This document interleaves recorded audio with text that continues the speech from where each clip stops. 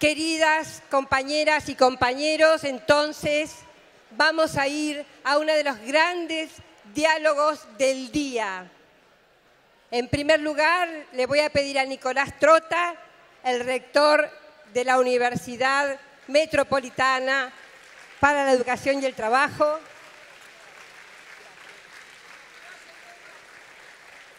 y, por supuesto, la gran Dilma Rousseff, con todos ustedes.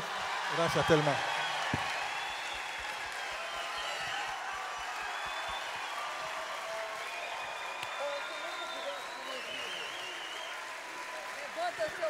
Libre, Lula libre, Lula libre.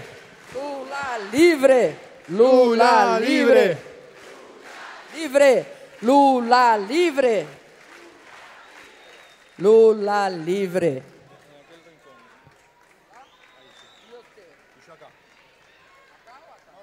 Pero me pidieron ahí, por las cámaras.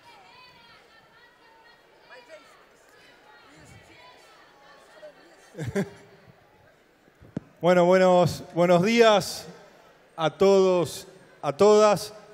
Antes de comenzar, me pidieron de la organización que les avisemos a todos los que están afuera que hay pantallas en Avellaneda 1240 para que puedan ver toda la jornada, porque estamos teniendo dificultad para que puedan ingresar todos los que nos quieran acompañar.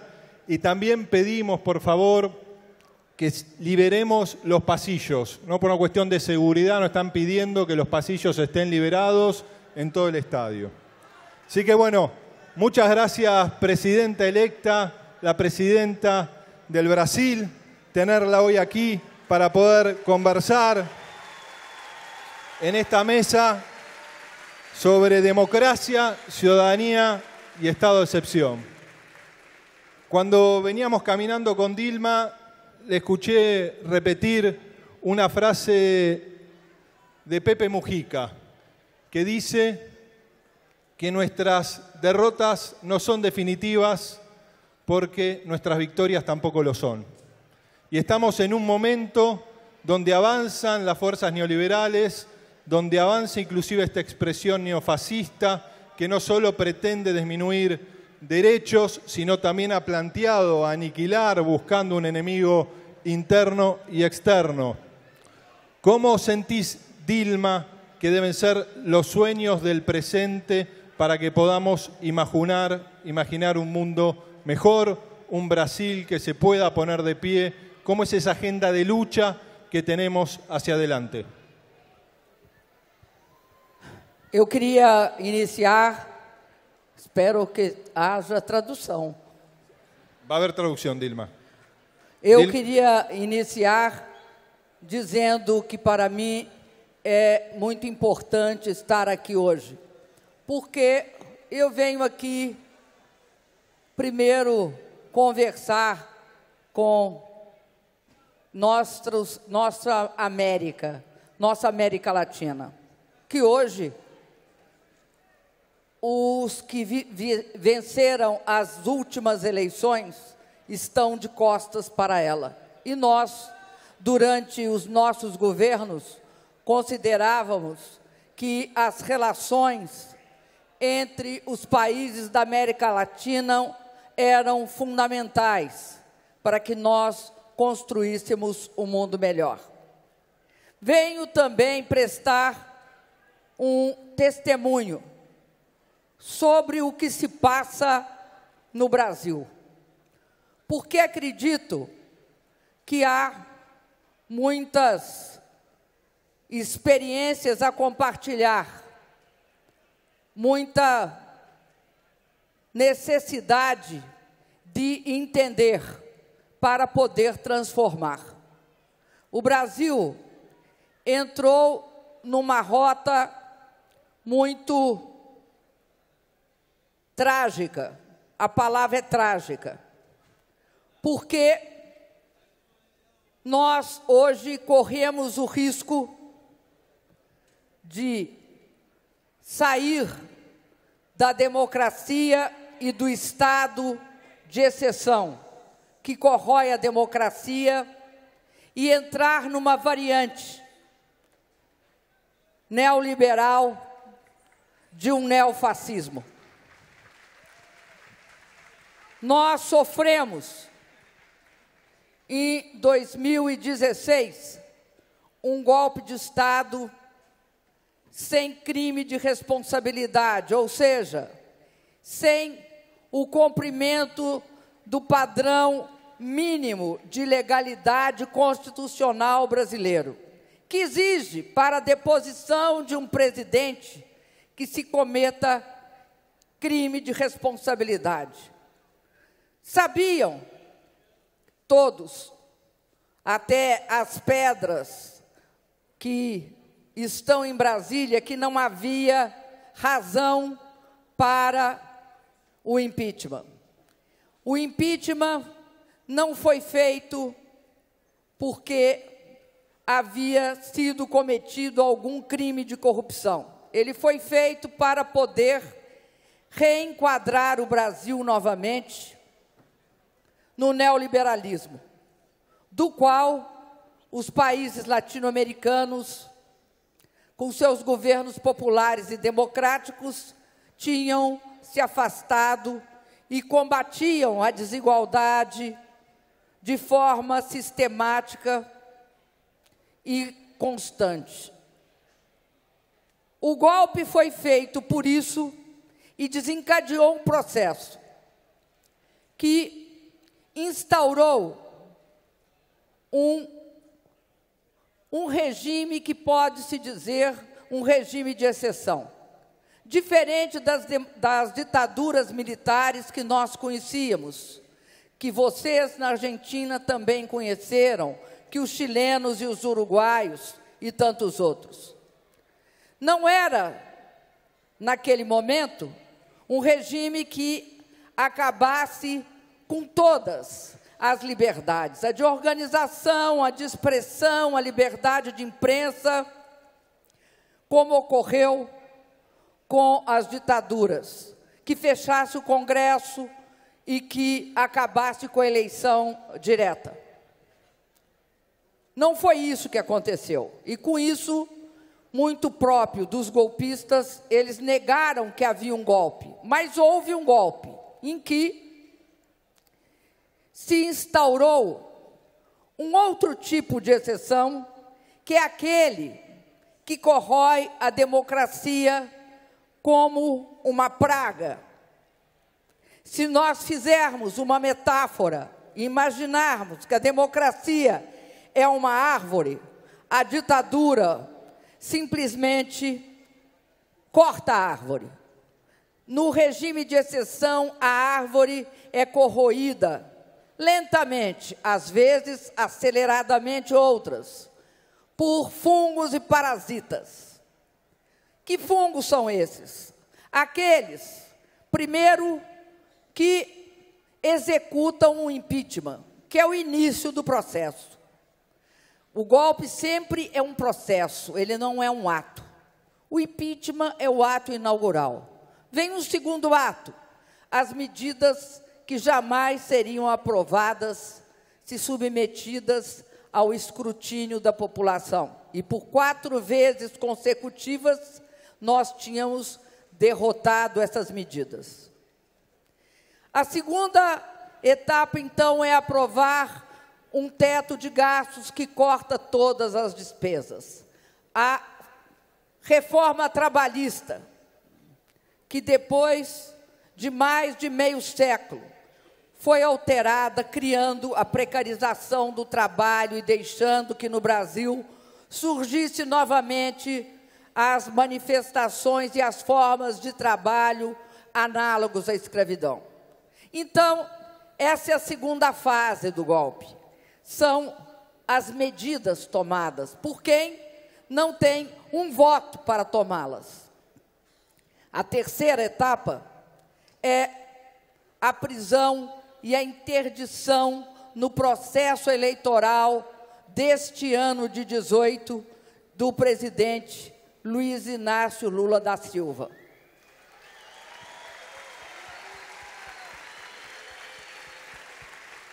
Sabiam, e as pesquisas demonstraram isso, claramente que, se ele participasse do processo eleitoral, ele ganharia a eleição. Então, o estado de exceção se completa com várias medidas que usa a própria lei como um biombo para executar um conjunto de medidas que são claramente ilegais. Ilegais. Primeiro, se tira do marco legal a presunção de inocência. Segundo, não se respeita o devido processo legal e, de forma encoberta pela legislação, também se acaba com o princípio da democracia liberal, que todos são iguais perante a lei. Há o desigual, e o desigual foi Lula. Não bastava condená-lo, não bastava prendê-lo, tinha-se de interditá-lo no processo eleitoral, porque mesmo preso, ele também não poderia falar. Dele é retirado todos os direitos. E isso viabiliza uma candidatura que é uma candidatura que convive com a formação, ou melhor dizendo, a emergência de algo que estava latente na sociedade brasileira, porque sempre esteve presente como herança, seja da própria ditadura, seja da escravidão, que é a extrema-direita. E isso por quê? Porque a ditadura sempre cria e deixa, quando não se faz uma transição democrática, quando se sai da ditadura e se instaura o Estado democrático de direito, quando não se julga o processo de terrorismo de Estado, e no Brasil não foi julgado o processo de terrorismo de Estado, as sequelas da ditadura permanecem, como permanece também as sequelas de mais de 300 anos de escravidão, que sempre tornou a violência o método principal de controle social no Brasil. Então, emerge a extrema-direita. E era inimaginável no Brasil que a extrema-direita ganhasse um processo eleitoral. A interdição do Lula viabiliza este ganho, porque os golpistas conservadores, mas que viviam no marco ainda do que nós chamamos a Constituição de 1988, não tinham este compromisso com o fechamento total do país.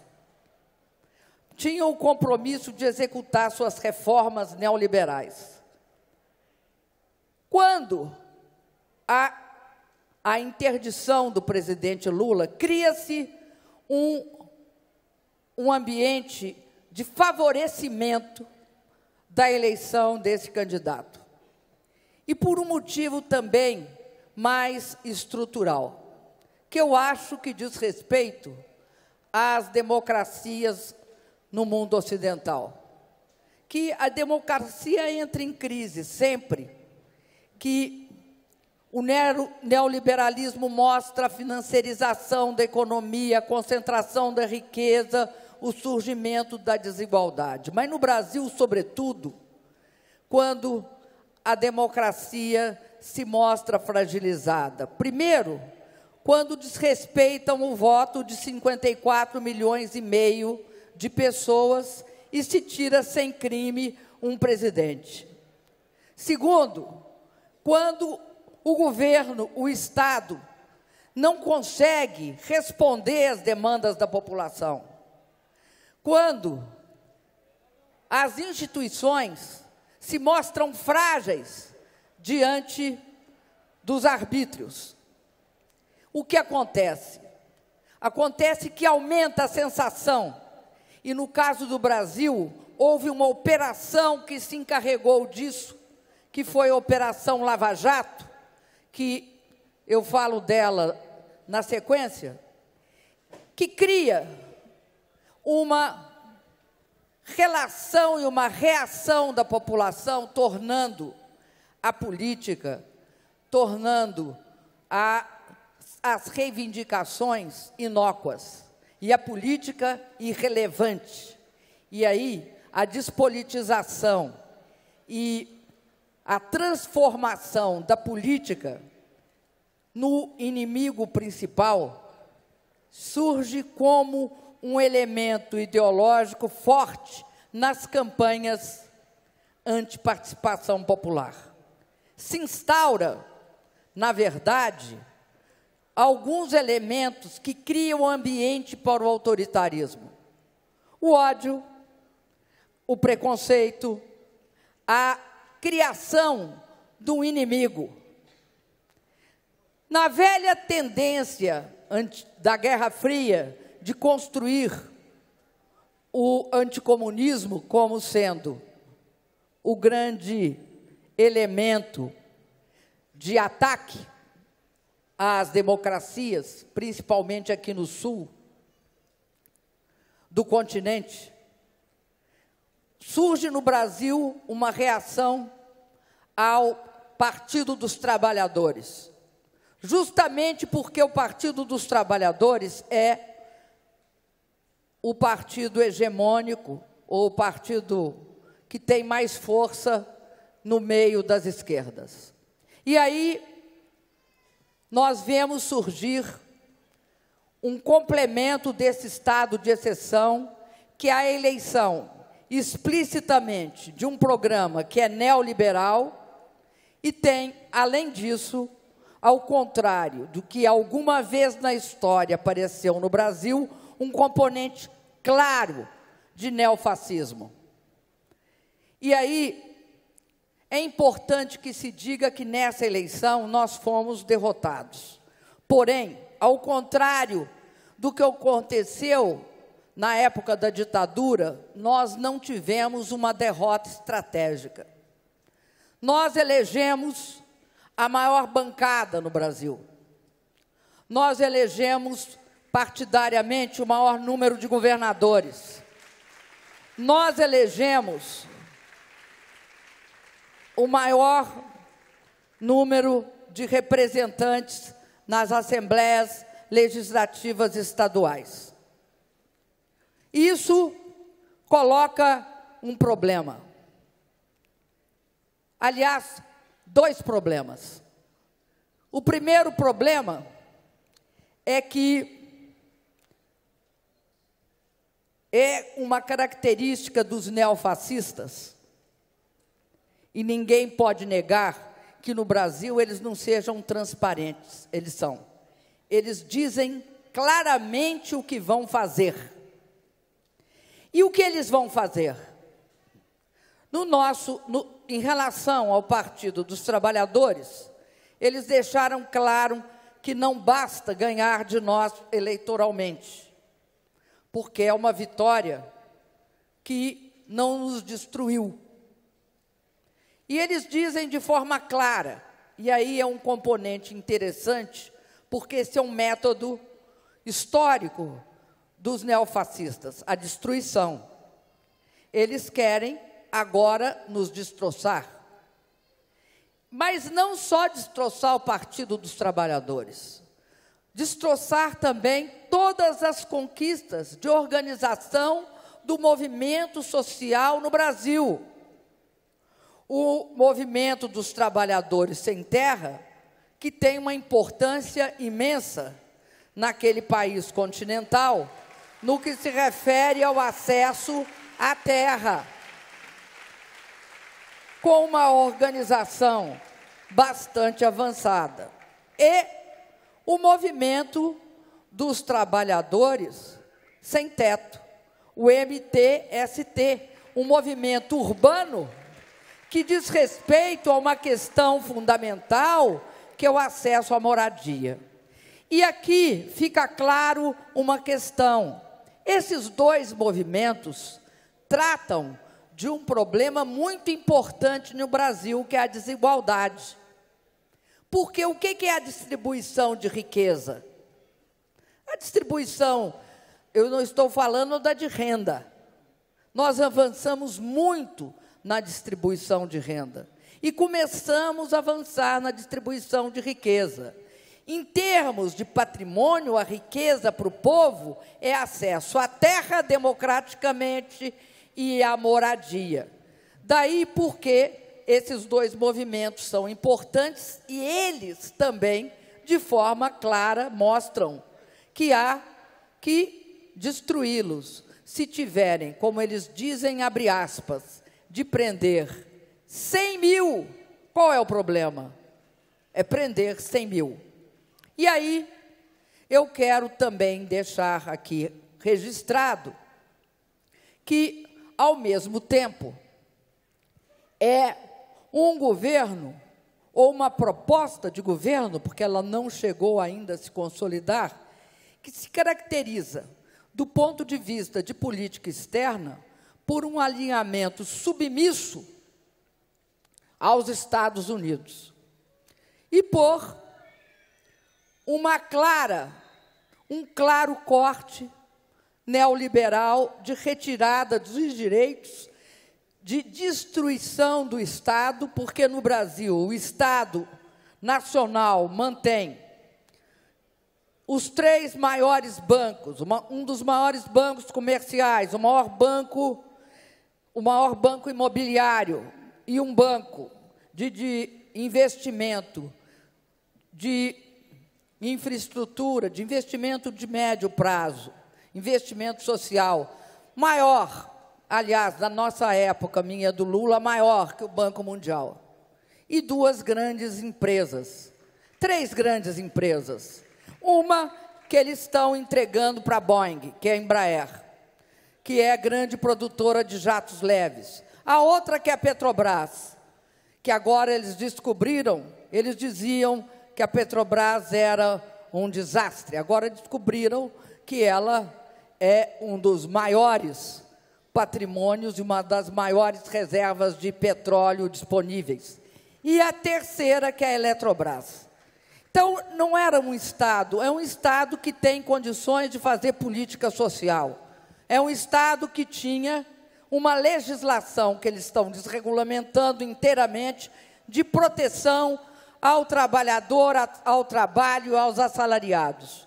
Enfim, esse lado neoliberal também é um componente que se junta ao lado autoritário e cria, talvez, uma versão mais próxima do que ocorreu no Chile, do que o que ocorreu nos países na época da ditadura.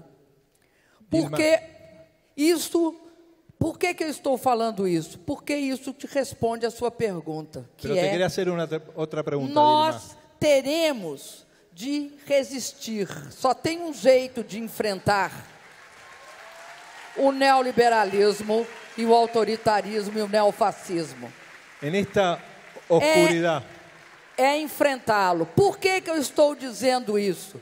Porque a centro-direita no Brasil, que tem um programa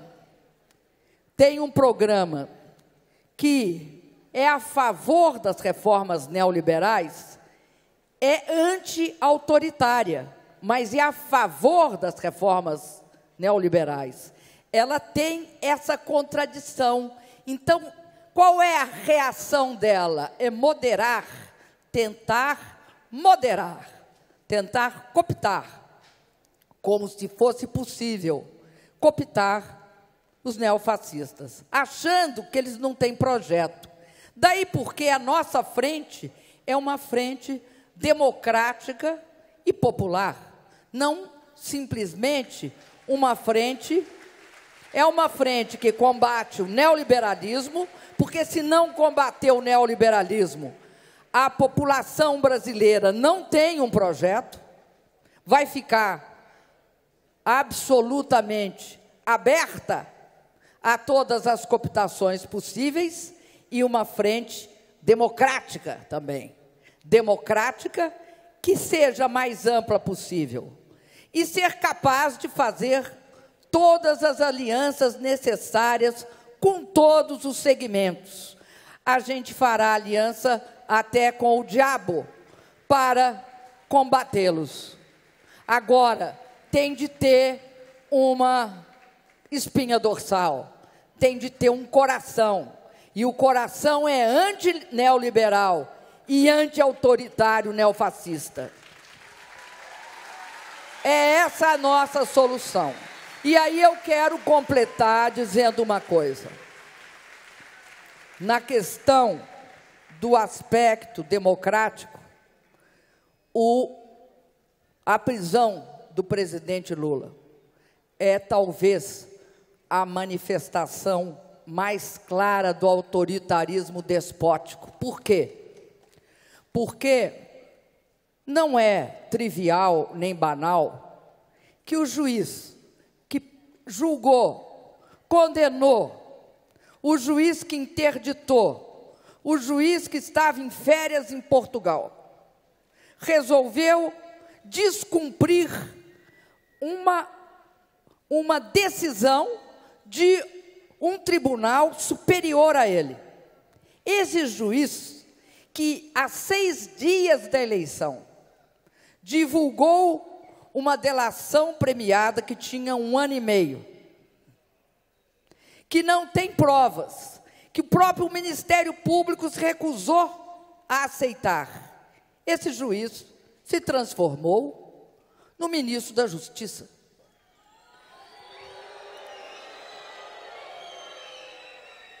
A gente pode escolher entre 2 metáforas.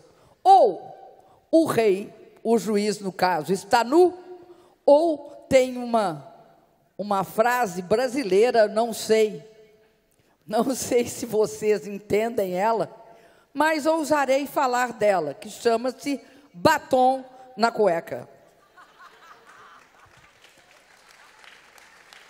Essas 2 hipóteses, que significam uma coisa só, evidenciam o caráter de lawfare que existe no Brasil. Esse caráter de lawfare significa o seguinte: se utiliza o biombo da justiça para condenar, para perseguir, para interditar. Radicalizado esse biombo, dá na prisão das lideranças sociais mais importantes desse país, alegando-se uma lei antiterrorista. Lei antiterrorista que vai criminalizar os movimentos sociais. E se você for solidário a eles, também te criminaliza. A construção desses biombos legais é um processo de radicalização do que vinha acontecendo. Isso serve para os movimentos sociais mais importantes e para os partidos políticos progressistas, de esquerda, ou até para quem divergir. Porque eu acredito que nós estamos dando um passo além do momento anterior. Nós estávamos, por isso a necessidade de uma frente popular e democrática. Por isso, tem de juntar todos aqueles que vão combater o autoritarismo e essas medidas de perda de direitos e alienação da soberania nacional. Eu fico muito feliz de estar falando aqui no Dia da Soberania Nacional.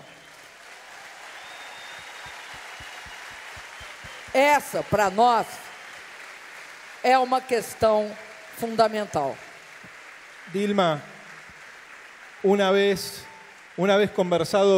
conversando contigo, me decías que el pueblo brasileño es explosivo, ¿no? Y en este momento que se empieza a expandir esa oscuridad sobre Brasil, ¿vos qué esperás del pueblo brasilero en los próximos años? Digo, esa capacidad de organización, de unidad del campo popular que planteás, ¿cómo imaginás que va a reaccionar el pueblo de Brasil en este contexto del neofascismo del siglo XXI en la presidencia de Jair Bolsonaro?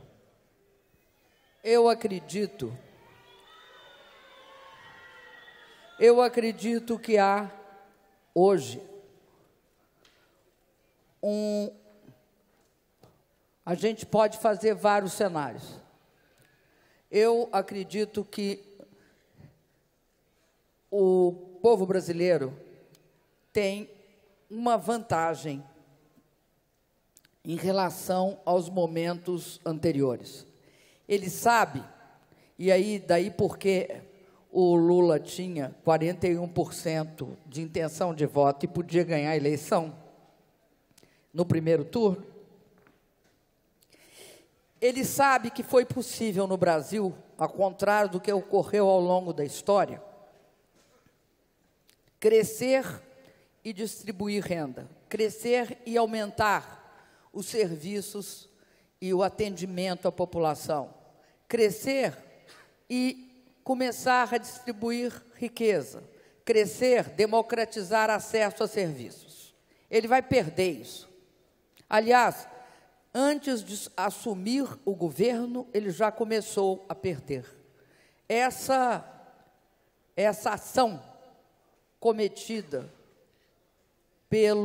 pelas declarações sistemáticas do candidato eleito contra os médicos cubanos levou à retirada de mais de 9.500 médicos do Brasil. Isso significa que em torno de uns 30 e poucos milhões de brasileiros não terão acesso ao atendimento básico de saúde.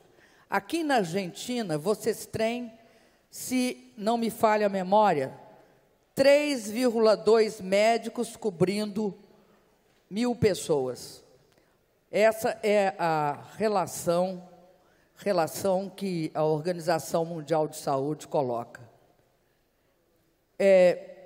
Nos Estados Unidos é 2,4. No Chile é em torno de 1. No Brasil era 1,8, uma das mais baixas. Pela estrutura de formação de médicos, nós não temos médicos nacionais para atender a população no Brasil, nas periferias das grandes cidades, nas cidades médias, nos departamentos de saúde indígenas. Daí a importância dos mais médicos, que no seu auge, no meu governo, atendia 63 milhões de pessoas. Eles, de forma absolutamente irresponsável, ameaçaram os médicos cubanos, desrespeitaram os médicos do cubano, dizendo que eles tinham de fazer um exame para provar que eram médicos. Enfim, utilizaram critérios ideológicos sobre uma política social de governo. E, numa reação absolutamente legítima, o governo cubano retirou esses médicos. É uma catástrofe no Brasil. Catástrofe. Catástrofe para os 5.800 prefeitos que não têm, já tentaram de tudo para ter médicos, tiveram neste momento. Mas não era só isso, nós aumentamos os cursos de medicina. Eles fecharam os cursos de medicina. Eles encerraram a expansão. Então, você tem, antes de começar o governo, uma tragédia social de perda de direitos. Não é quando não tem, é quando teve e retira. Eu estou dizendo isso porque isso me leva a acreditar que essa sistemática alteração nos direitos vai levar a uma reação popular. Daí a importância de entender que a questão democrática está ligada à questão popular, à questão social, está ligada também à questão nacional. Por quê? Não vamos aqui acreditar que todo mundo vai achar fantástico entregar as nossas reservas de petróleo. Não é possível supor isso. Então, eu acredito que, principalmente, se nós tivermos um programa claro, fizermos alianças pontuais ou amplas com todos os setores dispostos a atuar nessa direção, formos, inclusive, nós temos de ser os democratas. Nós não podemos ter as mesmas atitudes que eles têm, repressivas. Agora, eu quero alertar para uma coisa. Mudou a forma de fazer política nessas eleições no Brasil. Se vocês olharem, vocês vão ver o seguinte: sempre as eleições no Brasil, como eu acho em qualquer grande país, dependeram de estrutura partidária forte, de acesso aos meios de comunicação, no caso a televisão, e de debates públicos, abertos, democráticos. Esta eleição criou-se um outro território de disputa. Território de disputa esse que não é e que prescindiu de organizações partidárias, tempo de televisão e debate, que foi o uso das redes sociais. Se nos Estados Unidos utilizaram o Instagram e o Facebook, no Brasil, que junto com a Índia, a Índia é o primeiro e nós somos o segundo maior mercado de WhatsApp. Na Índia são mais ou menos 200 milhões, no Brasil são 120 milhões. A Índia caminha a ter rapidamente 500 milhões. O uso do WhatsApp é altamente favorável a projetos autoritários, não democráticos, que não gostam do confronto e que gostam de processos em que você cria estereótipos sobre seus adversários, instalando preconceito, ódio e uma reação violenta. No Brasil, houve impulsionamentos massivos e maciços, porque utilizou o WhatsApp em todas as proporções imaginárias, o que permitiu que houvesse uma relação direta do candidato, que tinha só 38 segundos de programa de televisão, que não tinha estrutura nacional de partido e que nunca ia a debate. O que esse esquema permitiu? Permitiu uma coisa muito clara, que o uso de certas redes, dizem que 90% dos contatos de WhatsApp são individuais, e os 10% restantes são nos grupos de 256 pessoas permitidos. Mas o que é que isso significa? Significa, primeiro, o contato é eu com você. Ninguém desta plateia aqui participa dessa discussão, nem escuta, nem vê. Eu e você temos nossos contatos, e nós fazemos esses contatos. O que articularam no Brasil? Grupos religiosos, grupos a favor do armamento, grupos a favor, que a gente chama o pessoal da bala, o pessoal que quer e que defende que se mate com um tiro na cabeça qualquer assaltante e que se faça justiça pelas próprias mãos. Ao mesmo tempo, grupos familiares, grupos profissionais, todos os grupos. E a comunicação é feita baseada na confiança. É a confiança que eu tenho na sua informação. A confiança e a verdade se descolaram. Não precisa de ser verdade, basta que haja confiança. Isso eu acho que é uma arma fortíssima nas eleições e na atuação na sociedade hoje, que cria duas coisas: um problema para a grande imprensa que criou esses monstros, porque simplesmente aquela atitude do Trump passa a se generalizar. Não aceito eles na minha entrevista. Simplesmente não entram. Dilma, nos queda poco tiempo para una última pregunta. ¿Vos pensás que los poderes globales, las principales potencias, no perdonaron que Brasil ponga en discusión, ¿no?, la hegemonía de estos poderosos, y que desestabilizar a Brasil es la estrategia para someter a Latinoamérica? Não tenho a menor dúvida disso. E acho que este é um processo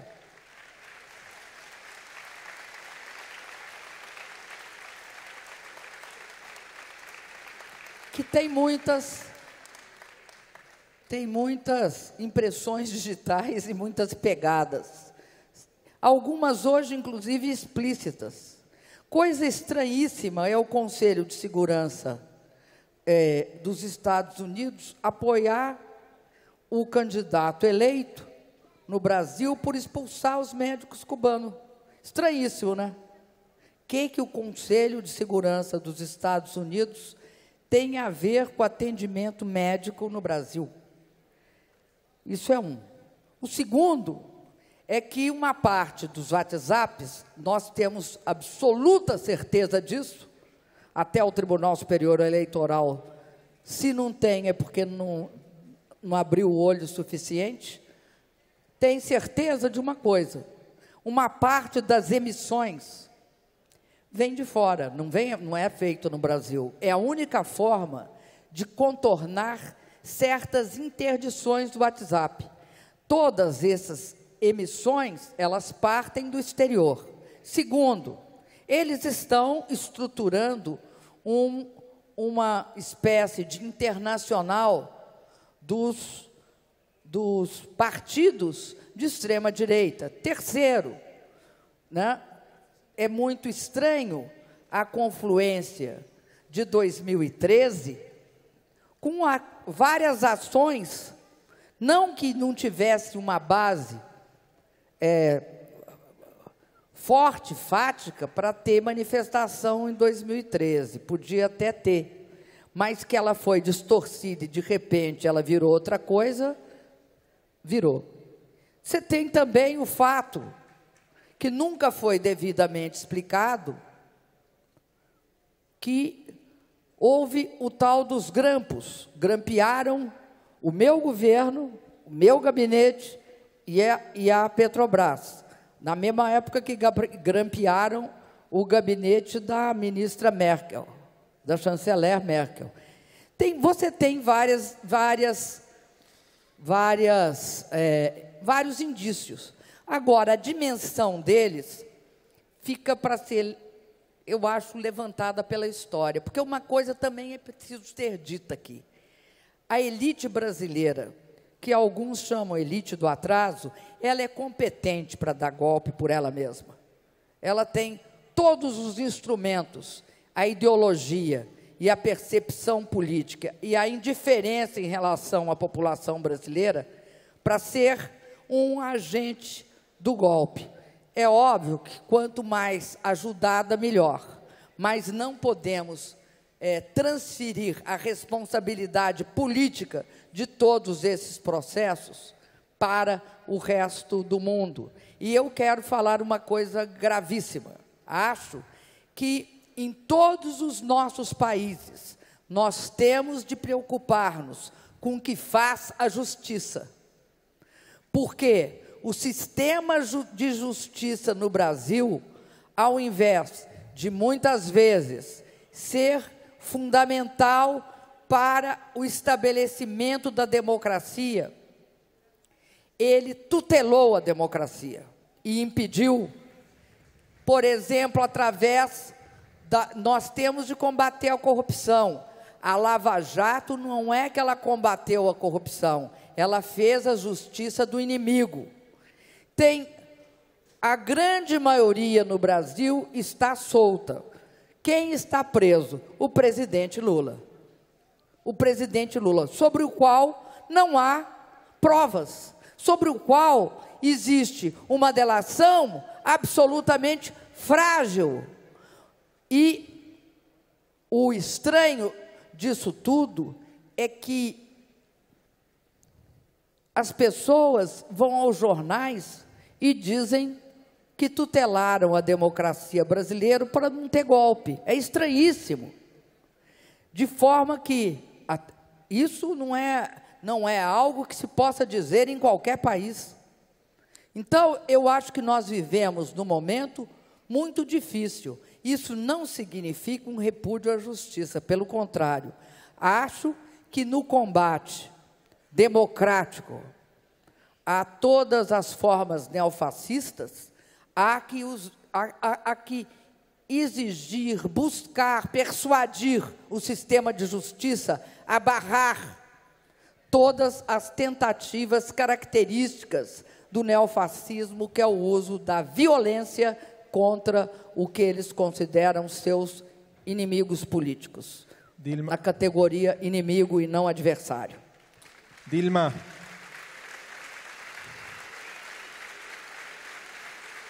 Ou seja, queremos, pelo povo e pelas instituições.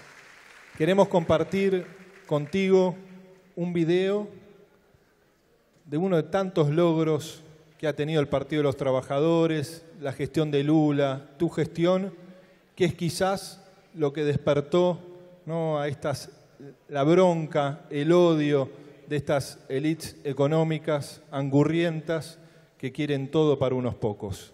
Me parece que este video te va a llenar de alegría y te va a llenar el corazón.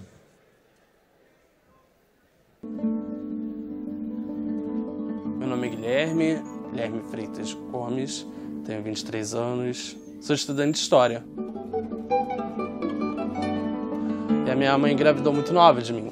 Ela se viu sozinha, porque meu pai não ficou muito tempo próximo. A família para mim era minha mãe, minha avó, e depois meus irmãos. E assim, a gente teve uma vida bastante complicada, né? Porque a gente passava fome. Tinha dias que eu me lembro que a minha avó ia comigo pra feira e a gente catava legume podre para comer a semana inteira. A gente recebeu o cartão amarelo do Bolsa Família e aí a gente tinha dinheiro para comprar comida. Era muito diferente.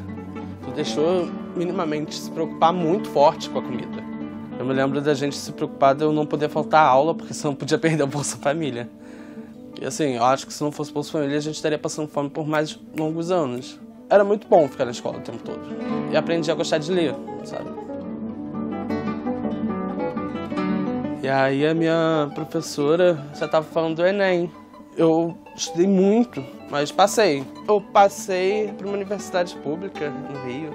Só que eu não podia porque eu não queria abandonar minha família, minha mãe, meus irmãos. E aí eu me inscrevi pro ProUni. Aí eu passei para uma universidade aqui na cidade. Aí eu consegui fazer História. Eu tô nela até hoje. A primeira vez que a minha família pisou dentro da faculdade foi comigo, em 2014. Se não fosse ProUni, isso nunca tinha acontecido. Eu acho que a sociedade ela sempre foi acostumada a ter o pobre sempre dizendo sim, não interessa o que fosse. Ah, tu vai trabalhar sei lá quanto tempo. Sim, tá bom. Tu vai passar fome, tranquilo. Desde que eu entrei pra escola, né, eu aprendi a dizer não pra isso tudo, sabe? Eu não quero morrer de fome, eu sei que tenho direito de não morrer de fome. E assim, eu acho que se não fosse educação na minha vida, eu acho que eu não teria um norte, sabe? Não teria uma meta para chegar. Só a educação liberta um povo e lhe abre as portas de um futuro próximo. Eu tenho o sonho de finalmente ir para a universidade pública, fazer mestrado, doutorado, ir para fora do país. Eu nunca fui. Eu acho que eu tenho medo de avião.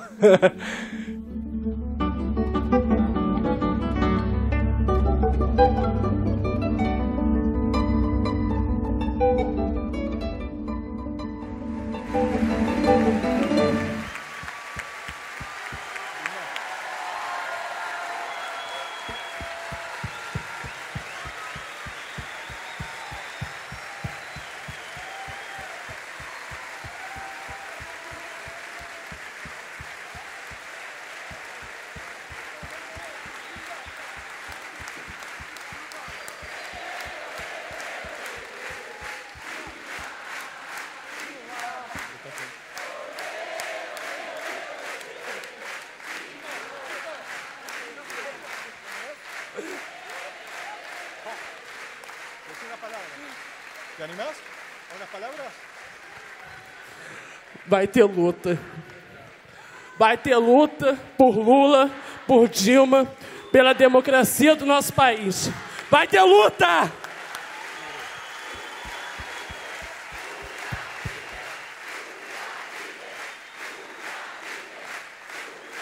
Lula libre. Creo que esto vale la pena, Dilma. Esa lucha vale la pena. Así que pasamos momentos y luchas en la historia del campo popular más difíciles que en esta. Y acá creo que está la síntesis del pueblo latinoamericano que se organiza, que piensa, que debate el futuro para soñar juntos, entre todos, cómo lo tenemos que construir. Gracias, Dilma. Sos una de esas mujeres imprescindibles de nuestra historia. ¡Bravo! ¡Viva Dilma! ¡Lula libre ya! ¡Lula libre ya! ¡Lula libre ya!